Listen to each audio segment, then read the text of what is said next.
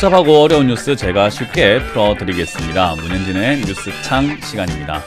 자, 뉴스 굉장히 많이 쏟아져 나옵니다. 그런데 어떤 뉴스 봐야 될지 잘 모르시겠다고요? 그거 제가 해결해 드리겠습니다. 제가 여러분들이 봐야 될 뉴스 보여드릴 거고, 그리고 보면 좋은 뉴스들도 보여드릴 겁니다. 그리고 그것도 해석을 해드리도록 할게요. 도움이 되신다면 좋아요와 구독, 그리고 알람 설정까지 꼭 부탁드리면서 오늘도 바로 출발해 보도록 할게요. 그리고 일요일이죠. 매주 일요일과 화요일 제가 오후 9시에 무료 강연 준비했으니까요. 많은 분들 오셔서 좋은 이야기 듣고 가시면 좋겠습니다. 자, 그럼 오늘 어떤 뉴스들 한번 체크해 볼지 바로 출발해 볼 텐데요.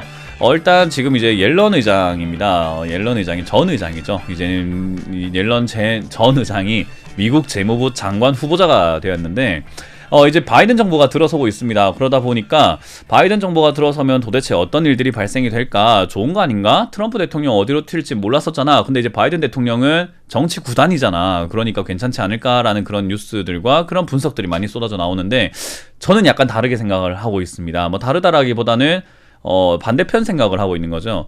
중국에 대해서 모든 도구를 사용하겠다. 인위적 환율 조작을 용납을 못한다. 중국 때리는 거 끝까지 하겠다. 우리가 이제는 체계적으로 하겠다. 뭐 그런 이야기를 하고 있거든요. 미중 무역 전쟁 사실은 지금까지는 시끄럽기만 했지 우리한테 와닿지 않았던 부분들이 많았다라는 거죠. 근데 이제는 좀 와닿을 가능성이 높을 것 같네요. 그래서 중국에 대해서도 대응을 강하게 하겠다라는 입장과 함께, 그리고 역시나 달러랑 통화 가치는 시장에서 결정되는 게 맞는 건데 다른 나라의 인위적인 환율 조작에는 적극 대처하겠다. 그게 중국이다라는 그런 이야기를 하고 있죠. 거기다가 이제 국방부 장관, 뭐 국무부 장관 후보자들은 이런 이야기도 합니다. 분명 중국은 적국이다라고 이야기까지 하고 있어요. 심상치 않습니다. 미국과 중국과의 싸움, 고래 싸움에 새우등이 터질지 아니면 어부지리가 될지 어떻게 될지는 좀 지켜봐야 될 것 같아요. 그래서 지금 이런 상황에서 뭐 손 안 대고 코 푸는 격으로 뭐 우리한테 또 이득이 생긴다면 얼마나 좋을까 싶은데 역시나 이거 의미심장합니다. 그래서 여러분들 좀 집중을 해서 봐야 되는 게 올해는 금리 인상이다라고 말씀드렸는데 한 가지 추가 한번 해보도록 할게요. 1월부터 우리가 살펴봐야 되는 2021년 가장 큰 화두는 미중 무역 전쟁이 될 것이다 라는 생각이 드네요. 그래서 이것도 우리가 체크 잘 한번 해보시면은 여러분들이 좀 좋지 않을까라는 조언을 드려보도록 할게요. 자, 그리고 미국 재무장관 후보 옐런 의장이 크게 가자, 과감하게 부양책을 쓰자라는 이야기를 하고 있습니다. 그래서 과감하게 부양책을 쓰자라고 하면서도 옐런 이제 재무부 장관 후보자는 이런 이야기도 합니다. 약달러는 원하지 않아라는 이야기를 합니다. 그 말은 뭐냐면 연준과 힘을 맞춰서 내가 경기 부양책으로 돈을 풀 테니 너는 돈의 가치를 좀 올리는 것이 어떻겠니? 나 약달러 원하지 않아라고 재무부 장관과의 조인이라고 하죠. 뭔가 합작이 일어날 가능성이 매우 높다라고 보여져요.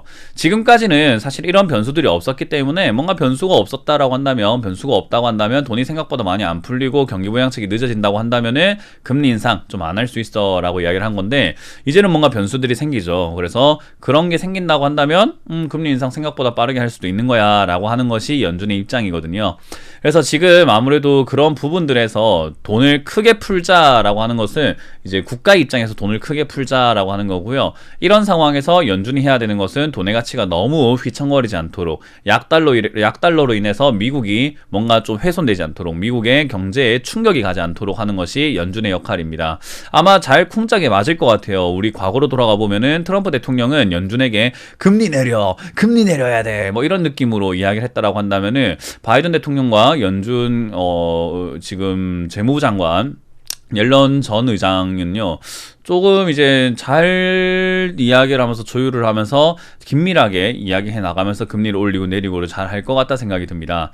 이제 그런 과정에서 역시 미국 우선주의가 된다라고 한다면은 미국 금리가 올라간다, 우리나라 금리도 올려야 되거든요. 근데 우리나라는 금리 올리면은 좀 피곤할 수 있습니다. 뭐 부채가 터진다든지 자산이 버블이 좀 꺼진다든지 그런 일들이 일어날 수 있기 때문에 조심해야 되지만 뭐 미국에서 우리나라 걱정을 왜 하겠습니까? 자기 나라만 잘 살면 되잖아요. 그래서 우리는 우리 돈을 잘 지키면 되잖아요. 그래서 금리가 올라간다고 하더라도 나 이제 어떻게 해 이게 아니라 내 돈을 지킬 방법, 그러니까 리스크 관리를 여러분들이 어떻게 하셔야 될지도 생각해 봐야 되는 시기가 2021년 1월이 될 것 같습니다. 시간이 지나서 먼 훗날 돌아보게 되면 2021년 1월에 여러분들이 리스크 관리하지 않은 사람들은 많이 후회하고 있을 것 같고요. 리스크 관리하신 분들은 해서 다행이다라고 하고 있을 것 같다는 생각이 듭니다. 그래서 더 늦기 전이라도 리스크 관리를 항상 하시는 게 어떨까라는 조언을 드릴 수가 있겠네요. 역시나 그러다 보니까 월가 전문가들은 이제 이런 이야기도 하죠. 미국 증시 붕괴 경고 뭐 작년 대잡이다라고 하는데, 뭐 항상 미국 경제가 뭐 무너진다, 증시가 무너진다, 이거는 하루 이틀 나온 이야기는 아니에요. 그리고 우리나라도 그렇죠. 우리나라도 저 같은 비관론자들이 계속 위험하다 하고 있잖아요. 근데 위험한 거랑 계속 올라가는 거랑은 별개라고 생각을 해요. 올라가는 거랑 괜찮다, 이거는 다른 거거든요. 올라간다고 해서 무조건 괜찮은가? 저는 그렇지 않다라고 생각을 합니다. 뭐 안전벨트를 매지 않았는데 자이로 드롭이 계속 올라간다고 해서 즐거운 건가? 괜찮은 건가? 아니지 않을까요? 조금 위험하지 않을까요? 안전벨트를 하지 않은 상태에서 자꾸 올라가기만 한다? 글쎄요. 그게 무조건 좋다, 그래서 올라가는다라고 말한 사람들이 맞췄다고 무조건 열광을 하고 환호를 지르고 저 사람이 실력이 좋다, 그렇게 봐야 되는 건지, 아니면 위험한데도 올라가면 그건 잘못됐기 때문에 뭔가 경각심을 가지고 더 조심해야 되는 걸로 봐야 될지 차이인 것 같아요. 저는 위험하다고 생각을 하는 게 지난 4, 5월부터 이 상승은 거품이 될 것이다 라고 여러 번 강조해 드렸고, 거품이 된다 하더라도 매매를 하지 않는다라는 이야기는 하지 않았어요. 뭐냐면은 현금화 100%가 아니라 역시나 현금화를 좀 비중을 해놓은 상태에서 우리는 매매를 할 것이다. 그러나 항상 위험에 대한 대비는 해놓고 가겠다. 그걸로 인해서 수익이 적어진다면 그것조차 내가 선택한 일이니까 나는 받아들이겠다라고 생각을 하고 이야기를 하고 있죠. 그래서 여러분들께서도 지금 리스크 관리를 좀 하지 않는다라고 한다면은 양치기 소년 같잖아요. 계속 위험하다 하고, 또는 월가 전문가들이 붕괴가 온다, 또는 최근에 짐 로저스가 현금화를 100% 했다라고 하면서 증시가 몇 개월 안에, 수개월 안에 경제 위기가 올 것이다, 손정희 회장도 11월 달에 현금화하면서 위험하다, 이렇게 이야기를 하다 보니까 많은 사람들이 에이, 위험하다는 말이 맨날 나오고 있어, 양치기 소년 아니야 하는데, 양치기 소년의 결말이 어땠는가 기억나실 겁니다. 양치기 소년 계속 거짓말을 했지만 어때요? 결국은 양이 다 죽어버리는, 늑대가 결국 와서 늑대가 진짜 나타나서 다 큰일이 생기는 일이 나타나잖아요.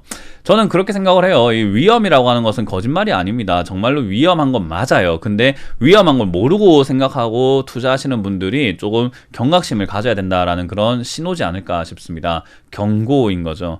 그래서 저는 여러분들이 투자를 하신다고 하는 거 적극 말리거나 여러분들이 투자하겠다라고 한다면은 제가 말릴 권한은 없을 겁니다. 그러나 저는 여러분들이 투자를 이왕 하실 거라면 안전하게 하시는 게 어떨까라고 권고, 그리고 강조를 한번 해드려 보고 싶다라는 거 기억하시면 좋겠고요. 저뿐만 아니라 지금은 역시나 BOA, 뱅크 오브 아메리카입니다.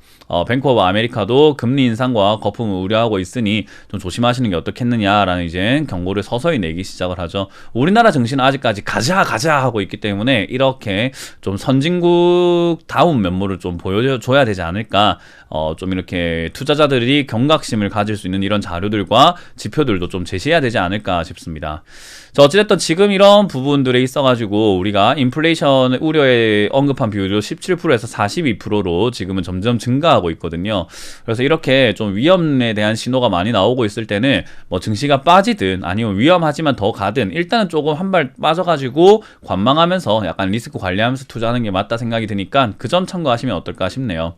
이제 그런 상황에서도 역시 제가 왜 이렇게 강조를 하느냐라고 한다면은 역시 B2 때문입니다. B2와 개인 투자자들이 묻지마 투자를 정말 많이 하고 계시거든요.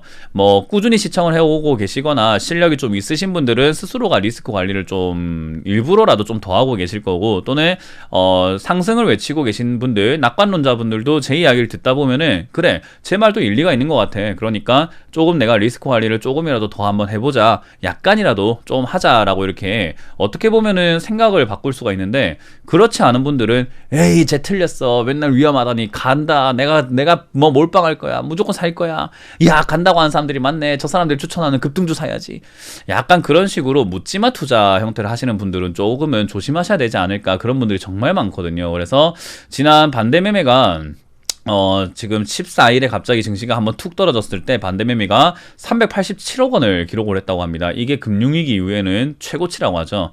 반대 매매를 당했다라는 것은 그만큼 자산을 많이 잃었다라고 보면 돼요. 돈이 없어지고 내 돈을 지금 빚보다도 더 많이 날렸기 때문에 빚 정도는 날렸고 빚만 빼고는 내 돈 다 날렸기 때문입니다. 그래서 반대 매매를 당하기 때문에 거의 반대 매매 당했다 하면은 손실률 거의 뭐 100%에 가깝다, 99%에 가깝다라고 보시면 됩니다. 그래서 이제 반대 매매를 당하게 되면은 빚밖에 남지 않는다. 그런 점들을 생각 한번 해볼 때 지금 증시 괜찮은가? 한번 돌아볼 때가 아닌가 싶습니다.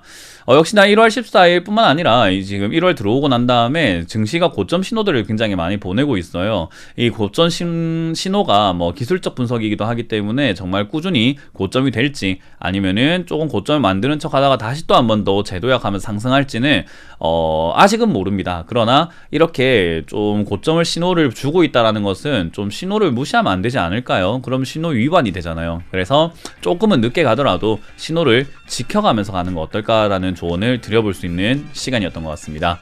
자, 어찌됐든 뉴스 이렇게 많은 뉴스들이 나오고 있는데 변화가 1월달부터 굉장히 많습니다. 증시도 끝없이 오를 줄 알았는데 잠깐 멈춰버리기도 했고요. 그리고 역시나 미국 재무부 장관과 미국 국무부 장관이 계속 중국 때리기 이야기하고 있는 거 보니까 여기에 대한 우려감들과 여기에 대한 이야기들이 점점 커져 나간다면은 증시에는 부담이 될 것이다 라는 걸 생각하면서 그 부담이 어떤 식으로 해결이 될 건지 또는 그거를 반영을 시킬 건지를 체크하면서 우리가 투자를 한번 해보자고요. 자, 다들 여러분들 역시나 생각을 조금 많이 해보신다면은 어떻게 가야 될지 답은 나오게 됩니다. 그냥 안전하게 하면은 됩니다. 그냥 안전하게 하면은 주식을 언제든지 하셔도 재밌게 할 수 있기 때문에 안전을 좀 지켜가면서 하자는 조언을 드려보면서 마무리 지어보도록 하겠습니다. 지금까지 뉴스창 시간의 문현진 멘토였습니다. 고맙습니다.